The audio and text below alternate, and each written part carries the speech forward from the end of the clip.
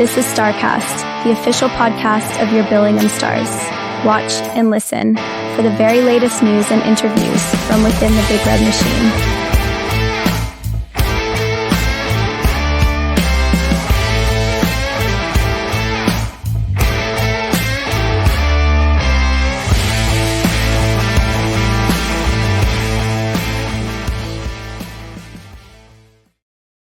And a very warm welcome to episode 12 of Starcast, your official podcast for the Billingham Town Council sponsored Billingham Stars. Pleased you could join us this week. Plenty to talk about with our usual crew here on the podcast. Carol and John are joining us as usual. Evening both. How's things with yourselves this evening? Yeah, really good, really good. All good. All good from us as well. Just a one game in action for the Billingham Stars. A win over the Widnes Wild. We'll talk about that. Look ahead to the weekend coming. Again, just a one-game weekend as the Stars head down to Elland Road. We'll talk about the results and tables around the NIHL and see how things stand. But before we start with the regular features, we're pleased to have another guest joining us. This is two guests, and it's from the NIHL. We're pleased to be joined to talk about all things NIHL and possibly a special announcement as well. The EIH director responsible for the NIHL is Martin Peters, and the general manager of the NIHL, Haydn Hunter. Martin and Haydn, thanks very much for joining us. Welcome to the Starcast. No problem. So Martin and Haydn, thanks as we say. For those who don't know, Martin, NIHL is one of your responsibilities as a director. How does it differ being the director's role as kind of a strategic rather than what Haydn does on the front line in kind of day-to-day ops?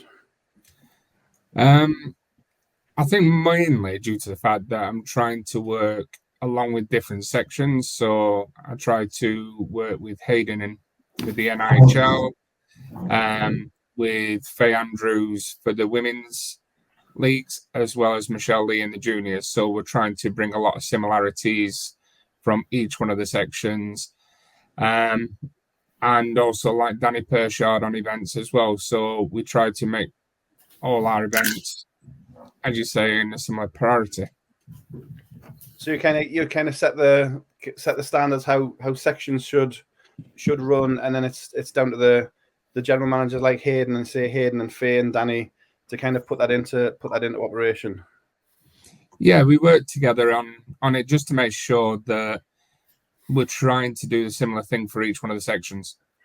So, like we've done this year, we've worked very much closely with the clubs in all of our sections, and it's worked well, and the GMs have controlled that. But even though each one of the GMs has worked in their section, we've made sure that we're all doing a consistent message and consistent way of working. Yeah. And Haydn, it's been noticeable this year, particularly in the summer. We'll talk about it in a bit detail maybe shortly, but the kind of involving the clubs more in how things are run and giving them some say in decisions to. They're not being dictated to. Obviously, you've got an idea of how you want the league to run, but giving the clubs a say to make them feel more involved. 100%. It's what they asked for, to be fair. They've had a little input over the last few years. So we believed we needed to change that, so we did. Yeah. Well, I mean, we'll talk about this summer and what came out of it shortly. But I mean, Martin mentioned all the sections, and Carol, I think you wanted to kind of pick up on the kind of people behind the scenes who helped the sections run. Yeah, it was just really to because obviously I do get to know quite a bit about what goes on behind the scenes, but obviously a lot of the people who watch this podcast don't. So it was just more about the team behind the scenes. This is an amateur sport at the end of the day, so it's a team of volunteers, and I just wondered if you could give the people watching a bit of a flavour of who is behind the scenes, who does what, and how much time they have to take out of their own lives to do these things. Wow. I mean, the team themselves for each one of the sections, the amount of time they spend is more than I think most of them would like. unfortunately, they've all got the phones on or they've all got messages on and they're working, I'd probably say 30, 40 hours a week minimum, just supporting our sport. As volunteers, it's unreal, the way they work. But with Haydn being the GM of the NIHL divisions, he's communicating with Danny Pershard, Joe Scutts, and is in regular contact with near enough every single club from NIHL 2 and above. We've got Michelle Lee. She's got a junior committee with her as well, with Sharon Dudley, Lois, Lucy Spalton. And again, they deal with all the clubs, north and south, in all the junior section. And likewise, Faye Andrews and Sharon Khan for the women's section, who again, they're in regular contact with all their clubs. Yeah, so there's quite a team there. Anything else on Carol? Do you want to follow up? Yeah, it's just with all of those hours that you all put into it, how do you fit in anything other than hockey? I mean, I know you've got kids yourself, and you've got one who plays and et cetera, et cetera. So how on earth do you fit in any sort of family life? Well, hopefully, my word doesn't find out about this, but I do try to create a little bit of time in the evenings to try and make sure that we keep on top of things for all our sections. It's hard. I mean, I've got a very supportive family, thank goodness, who helps me along this, and I think it's helpful that the wife actually does the work she does, where she's out most evenings. So I get the bit of freedom to do what I can. But it's like any one of us, these volunteers, they always try to create some time to help others. And it is a lot of volunteer hours that we do at this moment in time. But it can also be the most rewarding job as well, because you're actually seeing things progress and you're seeing things move forward. Yeah. No, it's, and the time people spend is greatly appreciated by the teams, the fans, the clubs, and it does go a long way. As Carol says, it's a volunteer-led organisation at the end of the day. So without them, wouldn't be much going on the ice. As we are into November, 2 months of the season have gone already. Jono, do you want to pick up on where we are at the moment? Yeah, it's just how do you guys feel the season's going so far, and what is it to expect in the months to come? Hayden, do you want to start with that one? Yeah. Season's going pretty well so far. We started the season a little bit earlier for a reason this season. A couple of surprise teams out there. My dark horses for the year were Nottingham Lions due to signing Alice. And they're coming through with some good results. In the south, it's the normal teams that are coming through. It's good to see Solent doing well again. Don't have the greatest size rink in the world if you've ever been there, but they do put a very good product on the ice. Some teams are excelling, I think the only word I can say, with the attendances. Division 2 in the south, there's a couple of teams sell out every game, including Haringey. Invicta gets some good crowds in Division 2 as well. But apart from that, it's gone exactly how we wished. No, I think it's been great because we had 4 teams join us this summer. We're always looking at how we can expand, how we can change things, how we can make things more competitive. And having the 4 teams join us, 2 in the north, 2 in the south, is great to have them on board. And like Hayden says, there has been some fantastic results this season, some surprises. And that's what you want. You don't want it so it's all lopsided from any division, but you can actually see some great competitive games going on show. Yeah. I think, John, we were talking before, and before 1 or 2 possibly examples, it's been fairly competitive. Particularly our division looks like it's going to be hellish competitive. Just for North 1, it's outstanding. Every time you pick up a phone to look at results, there's always something standing out, and that's fantastic. Obviously, we've had 1 or 2 results, especially in Division 2, where Telford blew the Ducks away, which is not good for anyone. But how does, from a league point of view, I was going to ask, how do we improve on that. Obviously, I know teams have got to bring kids through and obviously Telford at one end of the spectrum compared to where the Ducks are. But how, from a league point of view, how do we stop those big, massive hammerings, basically? We assess things and review things with clubs and put ideas to clubs, like we have done this summer. One of the ideas is obviously the regional side of the cups. It was something brought forward, and this was for in the North too in particular, and it seems to have gone well. So we should always be reassessing where we are and looking at what continuous improvements we can do.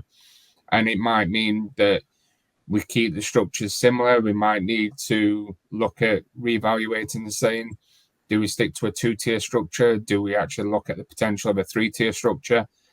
It is where we are. We never know who's coming around the corner to potentially join the leagues next year.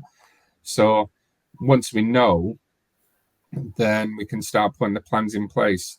But I'll look at some of the results, and yeah, there has been some lopsided results in amongst it. But I also look at it as well is what those clubs are doing to actually improve. What the results might be a bit lopsided now because they've got more youth coming through and giving them 12 months experience, for example. 12 months of being challenging in these divisions, they could turn that around. So giving a bit more experience. So it is one we will reassess with clubs, get clubs' feedback, and then act upon it. Yeah. I mean, I was going to ask about the kind of clubs using the NIHL now for development, which is obviously something you've been part of before, Martin, with another hat that you wear. And it seems to be like you've Leeds bringing their Division 1 team in this year, D-side with a second team. You've got second teams in other clubs, and kind of completing a full pathway throughout the whole club structure. So from the development angle, it makes sense, but there are those challenges, like you say, with a brand new team like D-side Ducks, who do maybe have the growing pains, but it will be worth it if they can persevere for a season or so. Yeah, there's always going to be teething problems for some clubs, especially where you've got youth coming through. I mean, you've seen it in Nottingham Lions as a prime example of someone who's been changing this season. The amount of really good young players they've got coming through is unreal. Likewise, when you look at people like Swindon, Haringey's got some great talented kids. Leeds, Sheffield, they've got kids coming through. And likewise, you'll see a lot of these clubs now linking up better with juniors to bring the right players through at the right time, which is what we want. We want to actually create those opportunities for these kids. Yeah. And in some places, like so obviously Billingham last year started their Division 2 team as well. And we're seeing graduates from that in the Stars this year. So if it's done the right way, it does have a positive impact on the players, but also on the senior teams higher up the chain as well. I think one of the things that was put forward with Haydn in particular and the team was about less of the restrictions on players playing up. So you're not actually stuck within their own, for example, Billingham, just their own little channel of teams. You actually get freedom of movement. So there is some opportunities that some players might be more suited to a Division 2 team rather than a Division 1 team. And we have in the under-23s the freedom of movement. It really does create a development opportunity for the younger players to play in amongst the more experienced players and get that ice time, get that development that they need to really push on. And I'd say it's been a success. Well, it's longer than this season. It's been a success, but I think we're really pushing it on this season. Yeah.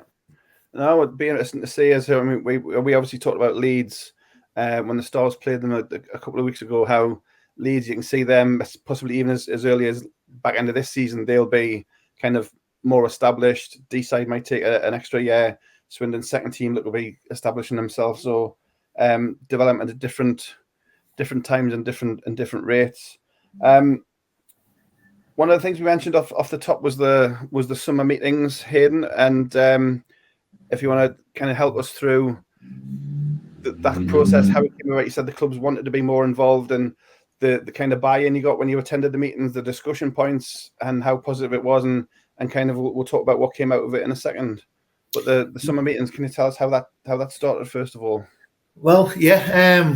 In previous years gone by, they've had group meetings between each individual league, but not for quite a few years. So we decided to revamp it again. We got together over 2 weekends, one in Milton Keynes, one in Sheffield, and each day down there we invite the league down. Give them some suggestions for the coming season, see what they want to do, see what they needed from us. Some wanted more games, some wanted less. Some wanted more non-British trained players, some wanted less. So we managed to get them all to meet in the middle, and we've come out with exactly what we have.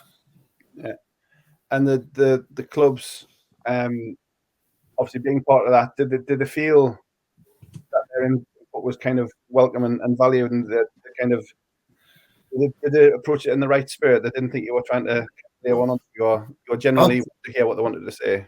Totally, yeah. We did have some of the older boys in there who wanted to voice their opinions first, and once we sat down with them, told them how we'd like to do things, what input we'd like from them, the majority of them are all on board. There's still a couple of guys that are still a bit wary of it, so we don't understand the freedom that they have now.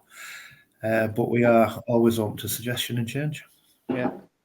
And this is what we talk about. One of the things that's by the time this is released, the news will already be out there. But one of the things that came out of your summer meetings was the change to the end of season playoff for the NIHL, and culminating in a joint playoff weekend. So the teams will have regional semi-finals home and away, so they get the extra home gate for that. But then one big jamboree, and we can now confirm. I don't know which one of you is going to give us the scoop, but the venue and the event has been confirmed. 12th and 13th of April. We'd already had the dates, but now we can confirm. Haydn, do you want to give the spiel of what it is? Yeah, Martin's a big fan of travelling, as we all know. So as Martin's from Sheffield, we thought we'd better keep it in Sheffield. So on the 12th and 13th, we've named it the Steel City Showdown. We'll have the top 2 teams out of each of the 4 divisions. They'll play on the Saturday for their divisional playoff championship, and on the Sunday, we've never had a Division 1 playoff champion for the night for England for Division 1 or Division 2. But this year we will have one on the Sunday. North Division 1 winners will play South Division 1 winners, and North and South Division 2 winners will also play. Yeah. So all of the games that weekend, as it's slightly different to what it was.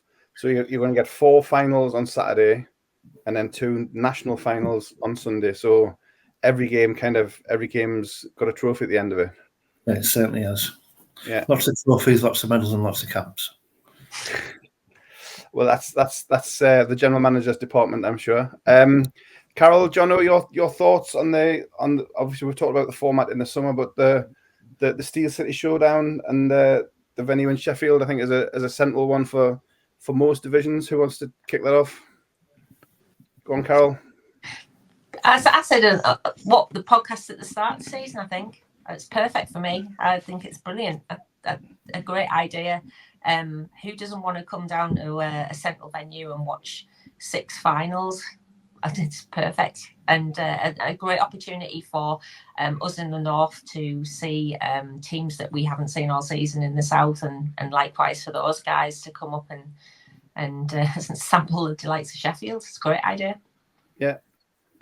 Jono, your first reaction? Yeah, I think there was talk of it obviously at the start of the season of where it might be and stuff like that, and I think everything was just positive. From a fan's point of view, what more could you ask for? I think Carl mentioned is 6 finals, see teams that we haven't seen before, and it's going to be an absolute fantastic weekend of hockey. Like you say, sometimes the Saturdays can be a bit drab with semi-finals and obviously the standard and stuff, but I think this time round with the 4 finals and then 2 extra finals on a Sunday, every game will be a fantastic game.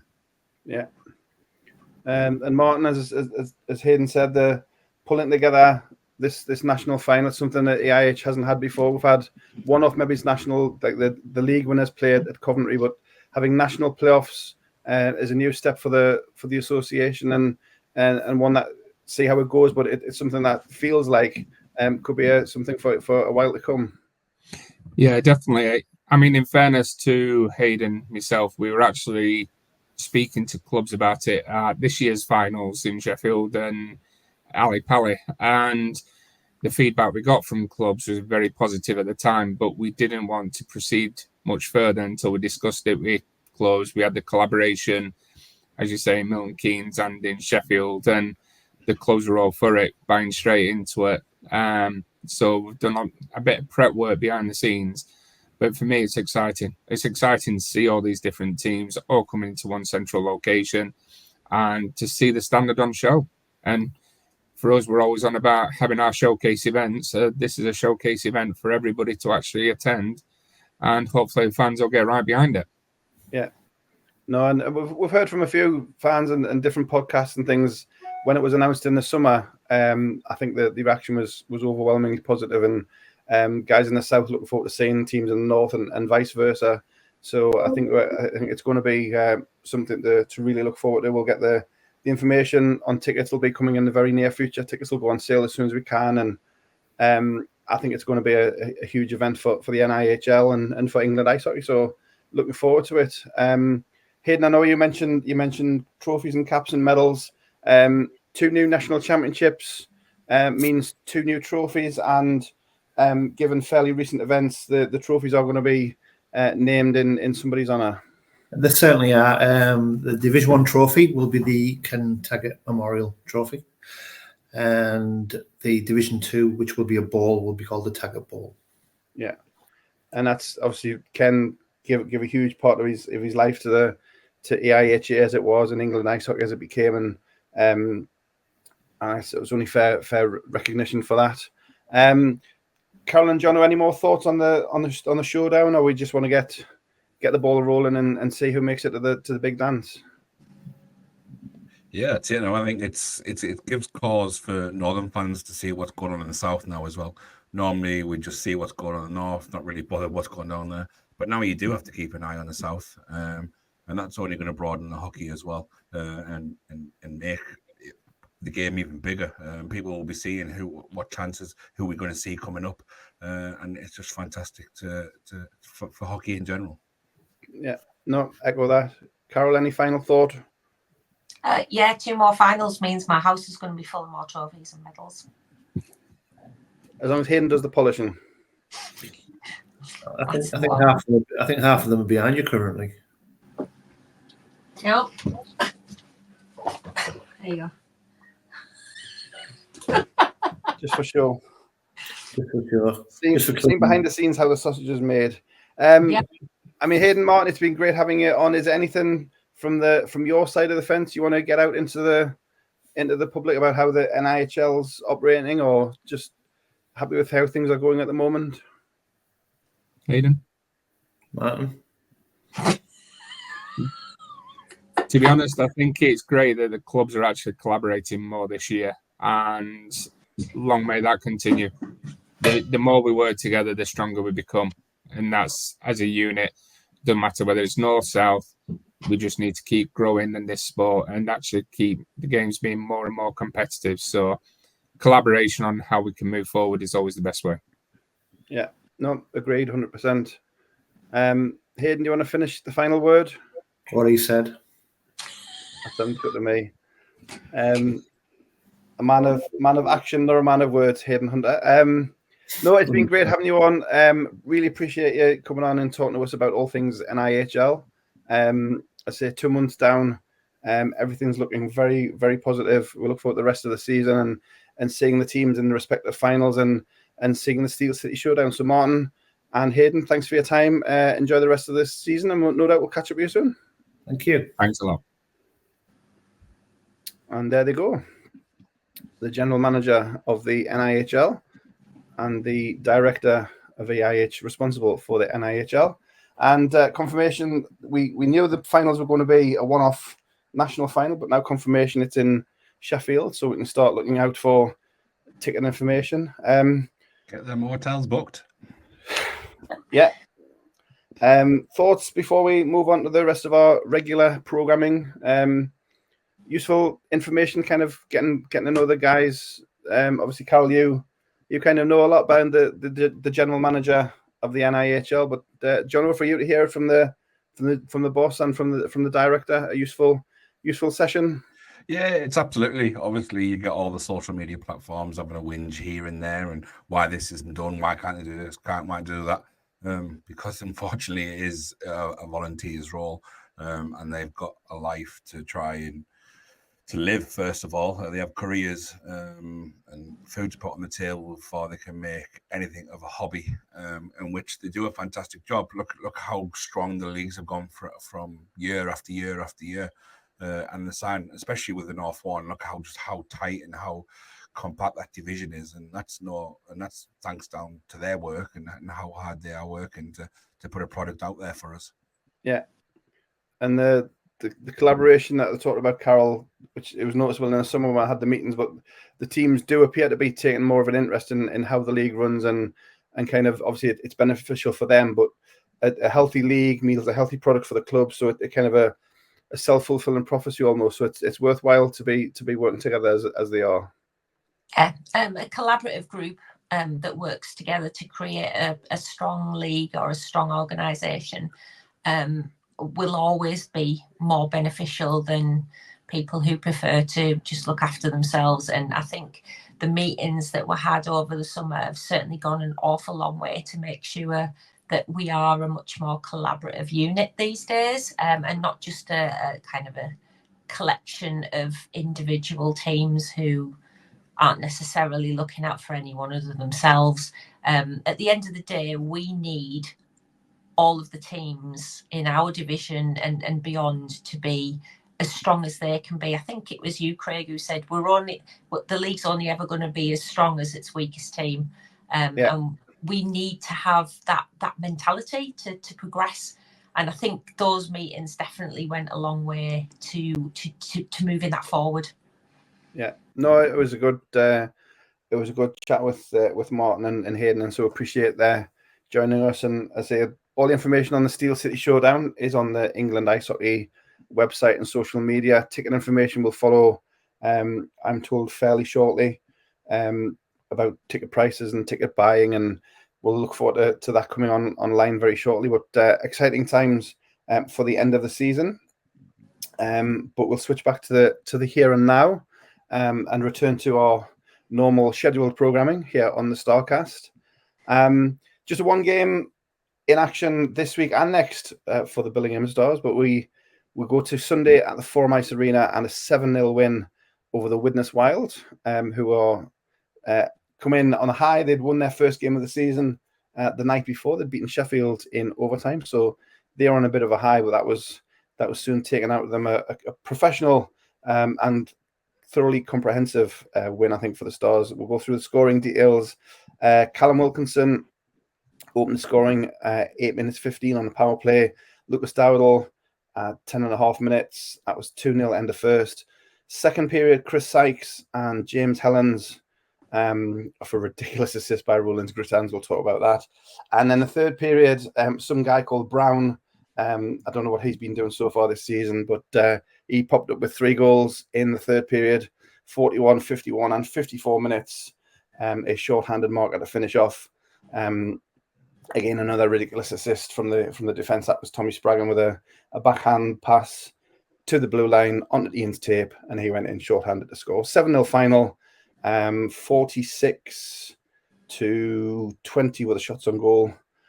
So dominant performance from the Stars. Mark Turnbull took the start. Jacob had a complete rest.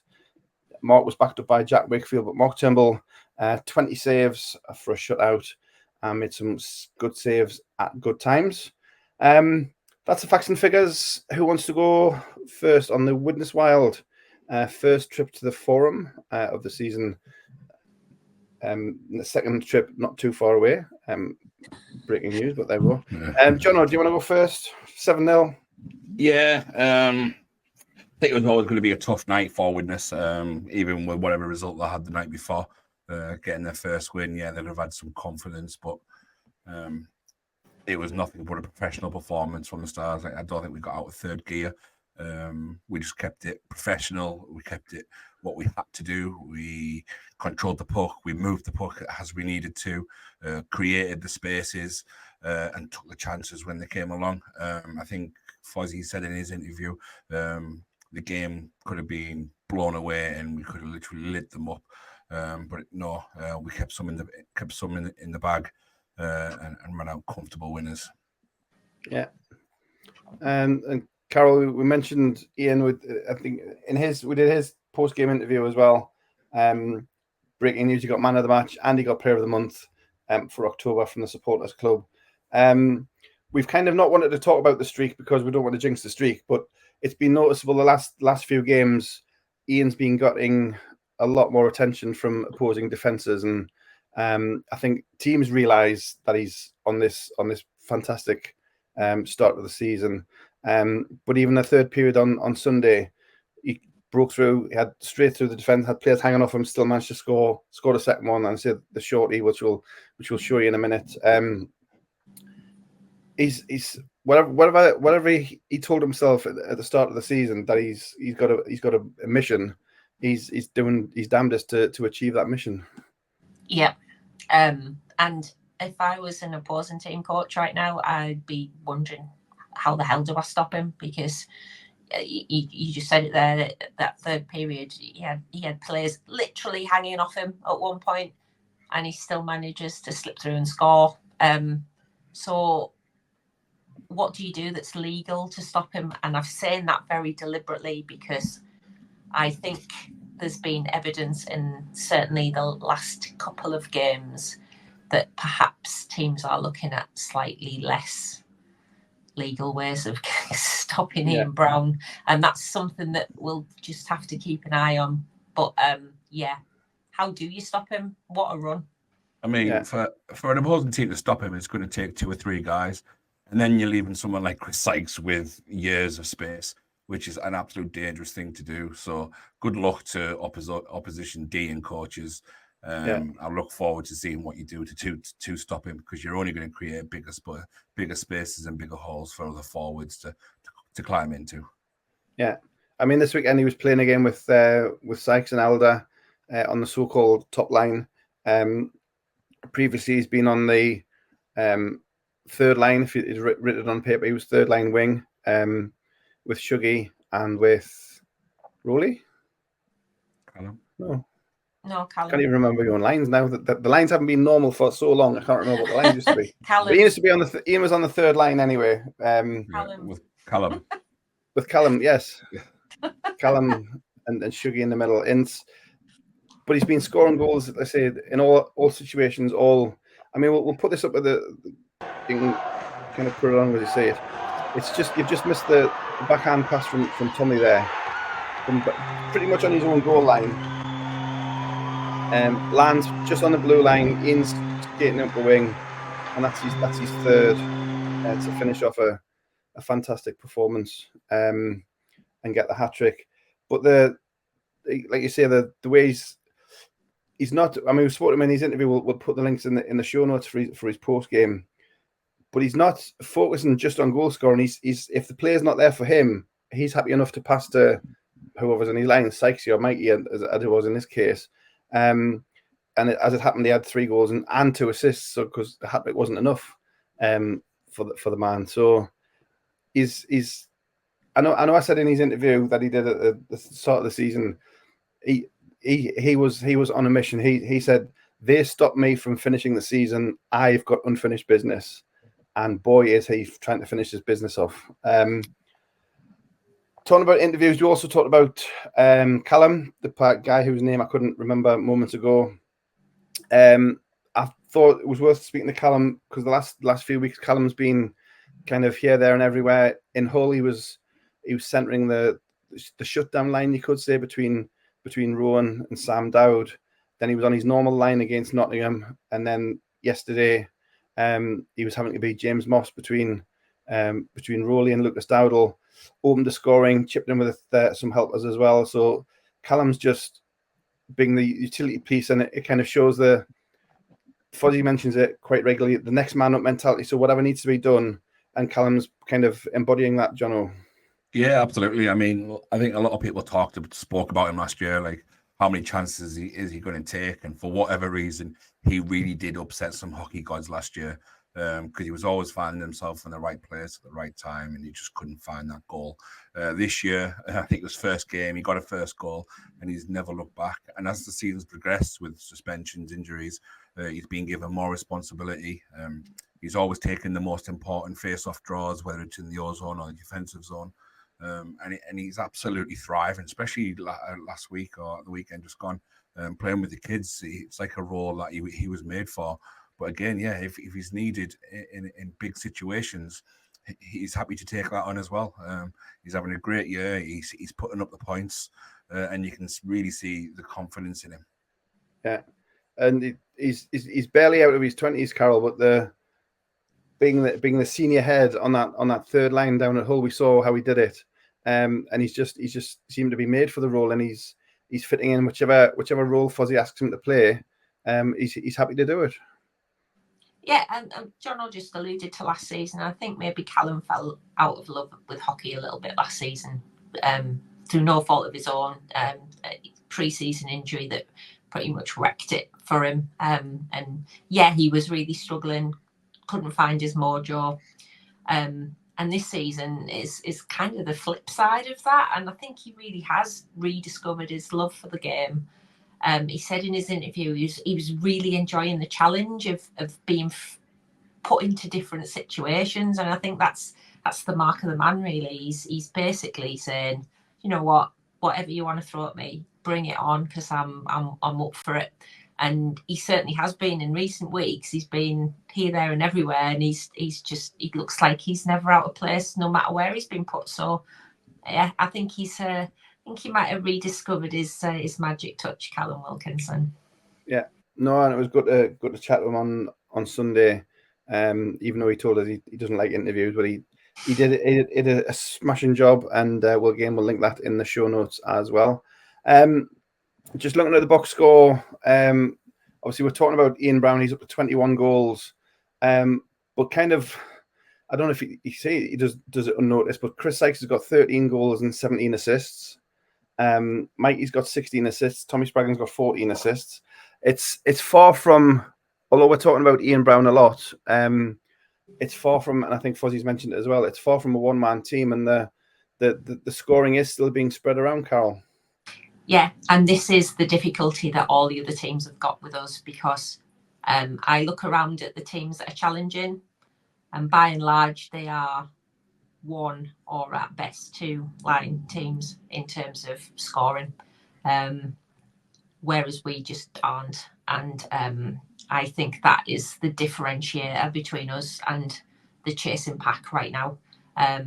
It's really quite heartening to see. I mean, I think other teams would have looked at a suspension to a guy as fantastic as James Moss and gone, that's massive, that's a huge blow. And for us, yes, it is a blow, but it's one that we're able to kind of absorb because we've got scoring elsewhere that can step in and replace that. So I do think that is the differentiating factor this season for us, is that we just have this depth to our scoring that I don't see any other team matching right now. Yeah. And it's not just forward lines, John, or the D are chipping in. I mean, Jam's goal, it was his fourth goal. As I said, Tommy's got 14 assists from the back. I think every other D man scored as well. So the blue line are contributing where they need to. So it's a complete team effort on the scoreboard. Yeah, and it's fantastic to see. Whichever D pairings out there, they all get trusted with power play time or penalty kill time. So it just shows that any one of these guys can step up and play an important role, whether it's scoring. They all close down and box well for when they're defending. But the one thing I've noticed that Richie's got them doing is that's jumping into play. There's been many a time where you've seen a D-man down in the corner and one of the wingers are filling in for him, happy to let the D-man go and do his thing up top and be a nuisance. And it's fantastic to see. And long may it continue. Yeah. No, it's very true. And I said something The next man up mentality is something that's still throughout the team, and long may it continue. We talked about Widnes briefly. Obviously, we see them again in a couple of weeks. Some other podcast mentions they may be getting some refreshments in terms of players. So we'll look out for them. They may be a slightly different team when they come back in a couple of weeks' time. But it's been tough for Widnes. Carol, they got their first win on Saturday, but they're still fairly well adrift, and they need something to get back into the playoff race. They do, and I'll go back to what I said earlier. The league itself is only as strong as the weakest team, and right now, being brutally honest, Widnes are that weakest team. That performance on Sunday was probably the poorest I've seen this season from a visiting team, and that's genuinely with no disrespect to Widnes whatsoever. They just need something from somewhere. They need some talent in there. They need a spark. Because yes, they got that win on Saturday. I'm so pleased that they've got something to hang on to, but I don't see them getting a result off anybody other than Sheffield, and I'm quite surprised about that Sheffield result as well, having seen both teams. So I just feel that there's something missing at Widnes, and I do think it's talent. They need some talent in there. They've got some great Scottish kids in there, but because they're two-way contracts and they possibly don't train as much as with the team as much as the local guys do, it's just really obvious from the play that they're not gelling as a team, and those individuals that do have the talent don't seem to know how to slot in. So they do need something, and they need it fast, because I don't think that Sheffield result is going to get repeated anytime soon with the team that they've got. Yeah. So our NIHL insider, you've mentioned on your stick to the pod the last couple of weeks. Look out for things happening around Widnes. What do you hear? What do you know, Jono? Yeah, I've just been talking to one of my mates. Actually, it's all gone a bit quiet, and he is starting to doubt that one of them might be happening. But we can only wait and see. I don't think it's going to be enough. It may make them defensively better, but as Carol said, they lack talent. And for the talent that the two guys that they could bring in, it isn't going to win them any games. It might bring the goal differential down a bit, but it isn't going to win them games. They need to go and get themselves a talisman, in my opinion.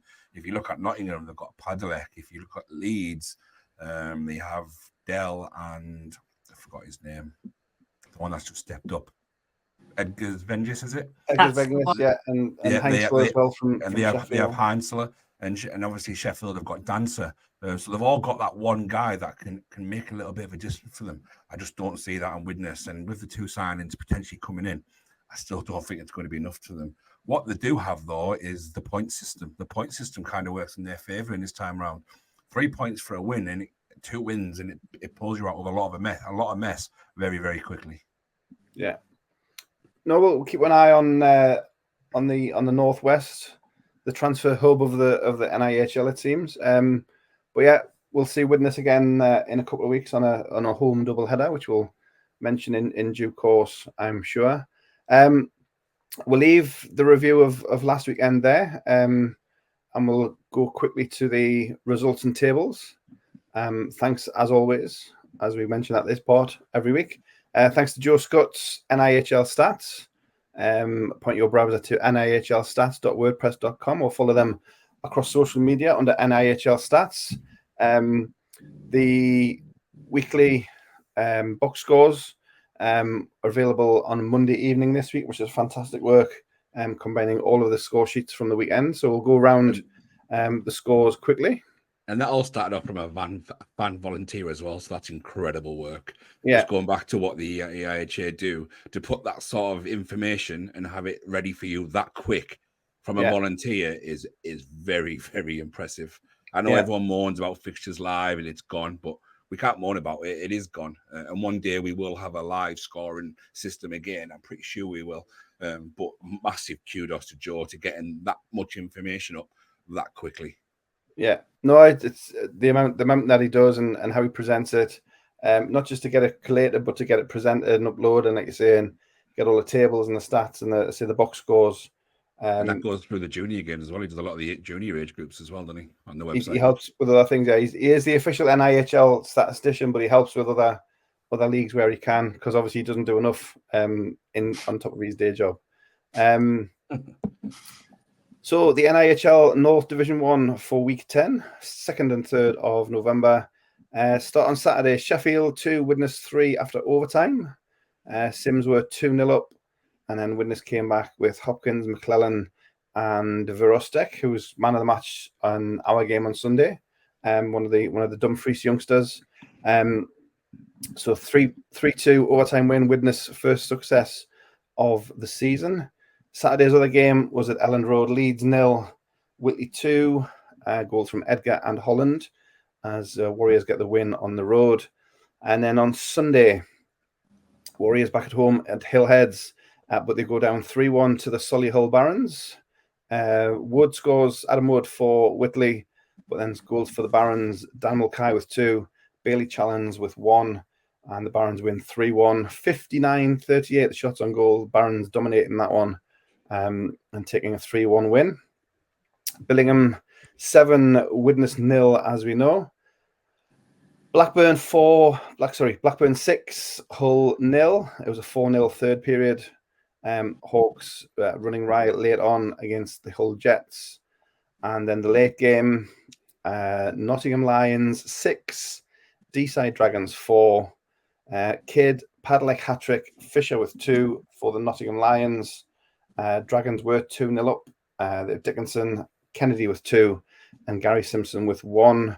Nottingham Lions 50 shots to 29.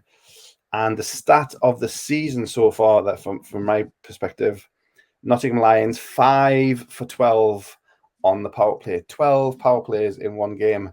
That's where the game was won and lost. Lions take the win by 6-4. Do you want to talk about the results before we do the table? Because the table looks very good as well. I think we should, because for me, that D-side game is an absolute shocker from their point of view. That isn't allowed to happen for a team that has players like Witkowski, Kennedy, Simpson, and who's the other import, Hayek. It just can't happen. It's not allowed to happen. They brought Matt Coyle back for netminding assurances. They put him on the bench, which tells me that they took Nottingham very lightly, and boy, did they get bit on the arse big time. Just say what you think, Jono. But the key stat, 50 shots and 5 out of 12 power plays. Special teams doing a huge heavy lifting for the Lions, and they cash in big time, Carol. Yeah, I'm going to take zero notice of those shots on goal totals because it's from Nottingham, and honestly, they're terrible. So I actually think it was a lot closer than that, having watched a good deal of the game on YouTube. So I'll take no notice of that. But the stat that matters is the one you've already highlighted. D-sides in discipline has really tripped them up there. I've had a look at their socials, and yes, there's the usual gripes about referees, blah, blah, blah. I don't think they can have too many complaints. If they're going to try and win games, they can't do it from the box. Stay out the box. You never know, might win something. So yeah, that was a huge result for Nottingham. Having seen Nottingham, but with obviously they were Padlek less when they came to the Forum, and the goal that I saw that he scored was pretty special. Yeah, Padlek, the last goal he had, the insurance goal, 6-4 goal. It was his 13th. To go with 6 assists, so he's obviously a big contributor to the Lions' offense, which was missing when they came to Billingham, as you say. Yeah, the Dragons penalties. 4 penalties for interference, charging, boarding, cross-checking, roughing, double minor for attempted spearing, tripping, boarding, and a final bench minor for abusive official, just to rack things off. 14 seconds from time. So yeah, in discipline, say what you want, but you get the power plays, but you've got to make them count. And 5 power play goals is huge, and that snaps the Dragons' winning streak at 8, I believe. So they're now 8-3 on the season. Other results, pretty much as you would think. Widnes perhaps aside taking the points on Saturday, but Warriors win at Leeds, Barons win at Whitley, and Blackburn over Hull. Possibly the scoreline a bit of a surprise, but a home win for the Hawks. Yeah, the other one is probably the Warriors game. With us playing with us playing Leeds next, they only won 2-0 in Leeds, so that's another sign to us we've got to prepare properly and make sure we dot the I's, cross the T's, and make sure we got a Leeds next week with a very professional mindset. Because, like I say, 2-0, that's the Leeds are in the game there, and a bounce here and there, and it could be quite easily a different result. I'm just forgotten. I was that well prepared. I was talking about the results, and I forgot I had a slide. So there's all the results that we've just talked about. Yay! Have a word with the producer and get it sorted next time, Craig. I will. Okay, thank you. League tables, and we'll go through the tables very quickly, which I don't have on a slide, but I'll go through them from Joe Scott's pack here. So top of the table, Billingham, 12 games, 11 wins, 33 points. Blackburn in second, 12 games, 24 points. 24 points also for the Dragons. They've only played 11 games. Hull Jets, 12 games, 23 points. Solihull, 20 points from 11. Whitley, 11 games, 19 points. Nottingham, 10 games and 15 points. And then Leeds take the last playoff spot, 11 games and 7 points. And then the bottom two, Sheffield, 13 games and 4 points. And the Widnes Wild, 11 games and 2 points. So 2 points out of behind Sheffield with 2 games in hand. So as Jono says, the 3 points for a win. Widnes certainly not out of the woods at all yet. Cup standings, D-side are top still of our cup group, 15 from 7 games. We have 4 wins from 4 with 12 points. Whitley have 9, as do Nottingham, and Sheffield already eliminated. They've all played all their cup games. Cup Group B, Blackburn 5 out of 5 have 15 points. Hull 5 out of 6 for 15 points. Solihull have played 5 with 8 points. Leeds have played all of their games now with 7 points. And Widnes have got 2 games left, still with 0 points in the cup. So it's looking good for Blackburn and Hull in that group. Cup games go right through until I think our game with Whitley, our head-to-head with Whitley is the last cup games of the qualifying round. So that goes right through to the end of December, but we'll keep an eye on that. Anything on the standings before we move ahead quickly to next weekend? No, just a bit of confidence and mind the gap to the rest of them below us. Yeah. No, it wasn't until I saw on the Star socials, I didn't realise 9 points, 12 games played between us and Blackburn, and 9 points the lead, which is very handy. Obviously, we know we've got some big games coming up in the next 2-3 weeks, so certainly not complacent, but it's a very nice place to be. Points in the bag and all that. Yeah, well, it's just showing that the hard work's paying off, and it's nice to see that on a table. And that's what the new point system does as well. It shows that your hard work's paying off. We have created that little bit of a gap. So an off night could be understood, and it's not going to hurt too much. You don't want to see one and don't want to have one. But if it was to happen, we still got that bit of a cushion to the ones below. Yeah, indeed.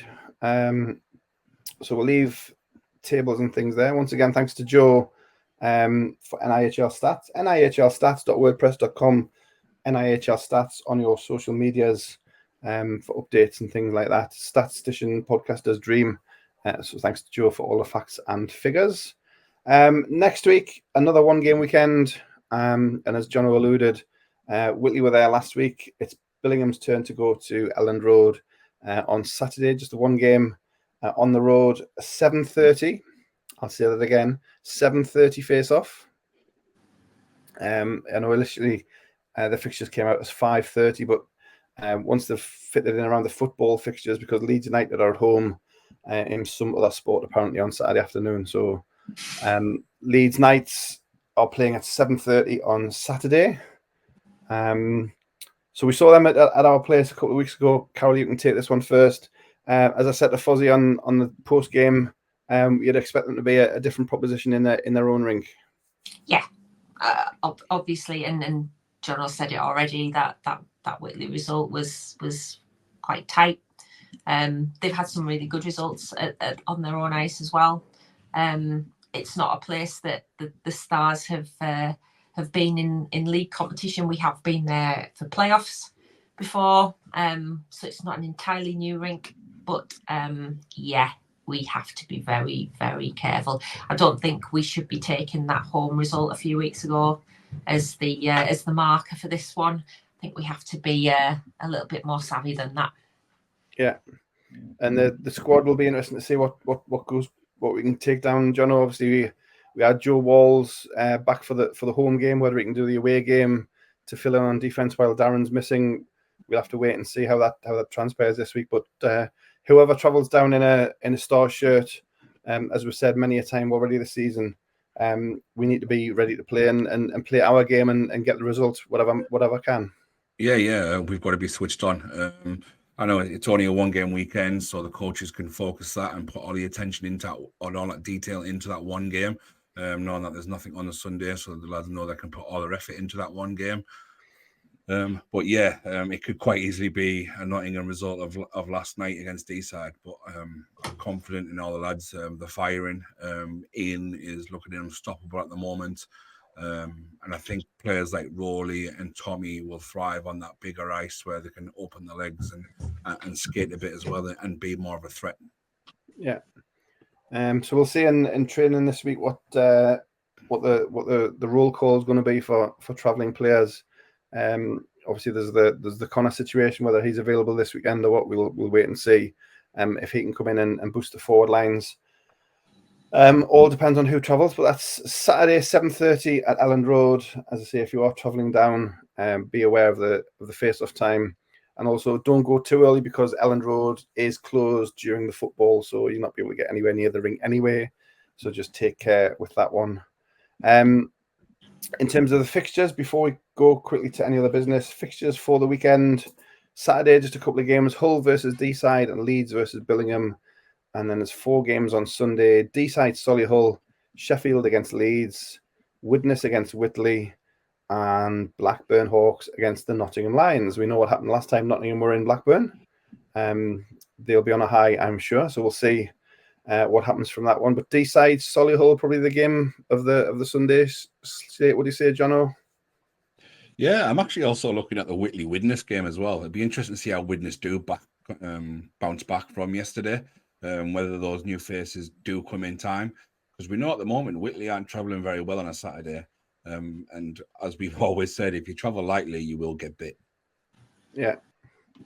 Anything stand out for you, Carol?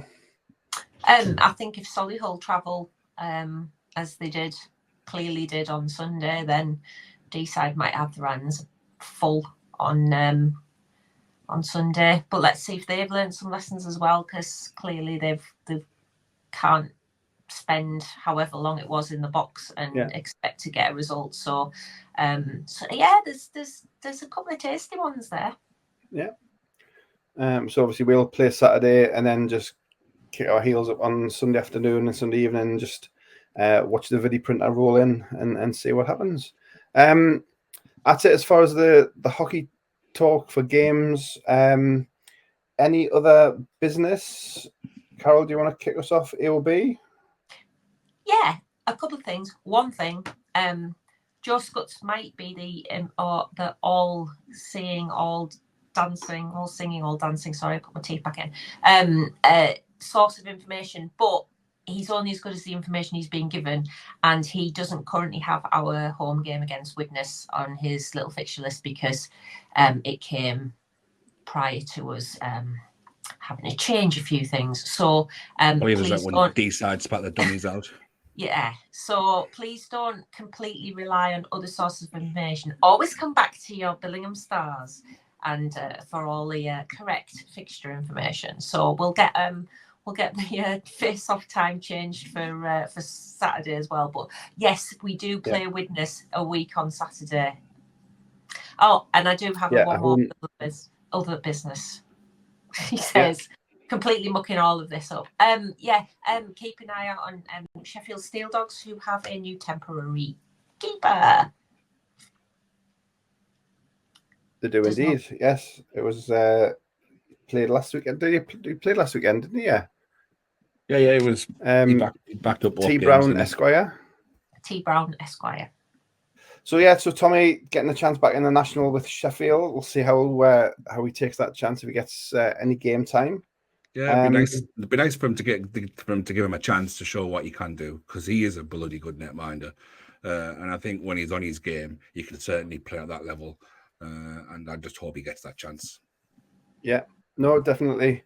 He didn't get a lot of ice, I don't think, in Romford and left for non-hockey reasons. So we'll wish him well if he gets a chance with the Dogs. He's the second Billingham goalie to play with the Steel Dogs after JJ. Yep. So wish him well for that one. We've mentioned Leeds. Jono, anything from yourself? Supporters Club, there's a lot going on. From the socials, you may see there's a bit of new merch that everyone seems to be talking about. If you want one, I've got a slide and I remembered it. Look at that there, fantastically modelled by Jacob.